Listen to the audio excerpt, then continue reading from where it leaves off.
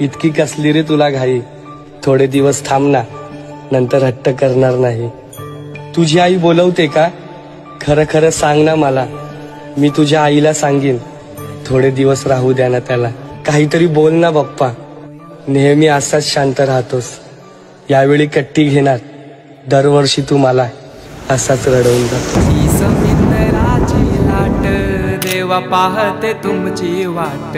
ढोल ताशाच्या या गजरात देव निघाले थाटा माटात. या चरणी तुझ्या है देवा, ठेवा तो जीवन आमचे. घेतो निरोप तुमचा देवा, तुम्ही सदा सुखी आम्हा ठेवा. बाप्पा मोरया मोरया.